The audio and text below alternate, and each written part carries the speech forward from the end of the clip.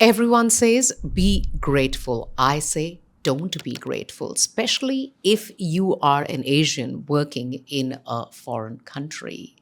Welcome to Thank God It's a Story Saturday, a weekly video series where I share stories with you that you can use to make your messages connect. Welcome to the channel as well, everyone. My name is Anjalisharma. I am the author of Strategic Storytelling, and this is my Saturday Story series, which I do every single Saturday. So today's story goes back to the year 2008. It's a personal story of mine. I was working in Melbourne as a director of sales for an organization. Due to client sales calls requirements in Sydney, a different city, I was asked to go and do a sales call and spend some days in Sydney. So I already had a colleague in Sydney who did exactly my role, but both of us were required to go and meet customers. In case the customers had requirements in Melbourne or in Sydney, we could cover that together. So we were out on the road doing sales calls and we got stuck in a traffic. Now, those were not the days where you could just scroll on social media and pass time. Out of pure boredom, the two of us started talking about a topic that generally people don't talk about: remuneration packages. So in this chit chat, casually, he revealed to me what he got paid.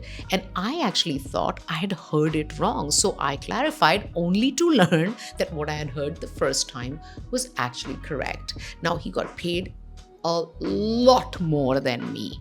Now, when I heard his salary package, I wasn't irritated or upset or disappointed in any way. It was one of those, oh, okay, kind of a moment. So when I came back to Melbourne, I reflected on this.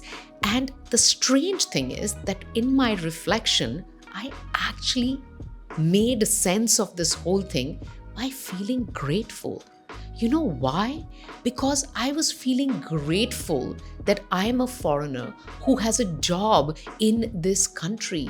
I am Asian in this country where everyone is a Westerner, so I should be grateful. I'm only in my 20s and everybody else is like in their late 30s, early 40s, and I get to be a director. I should be grateful. And you know what? I am a woman and yet get to do this important role. I should be grateful.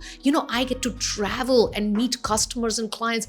I am grateful. The truth is, nobody else wanted to do these crazy Sydney-Melbourne travels. Therefore, I was doing them. Now, my whole thing resulted in being grateful. Grateful that I have a job, grateful that I'm so young, yet have this role. And I settled with it, never asked for my own salary package to be changed. Many years later, I read an article in the New York Times written by Abby Wambach, a retired soccer player.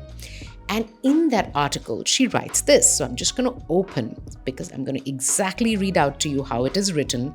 That's where the power of it is. So she writes that when she played soccer, she was so grateful for the paychecks, so grateful to represent her country, so grateful to be the token woman at the table, so grateful to receive any respect at all that she was afraid to use her voice to demand more. What she says is that we can be grateful, but that doesn't mean that we stop demanding what we deserve. Old rule, be grateful. New rule, be grateful and demand what you deserve. Because this whole thing of tokenism, where people promote certain people and then kind of make them the Asian ambassador of diversity. We have leadership team from Asia who who is a representative of them in our country, but don't pay them correctly and make them feel grateful. This is what keeps the pay gap in existence. Our gratefulness contributes towards that, because we become the surface level tokens and everybody else is kept online. They'll turn around and say, well, if she can, then you can too. Get that kind of a pay. So my suggestion to all of you is that you be grateful, but also demand what you deserve. Stay storied.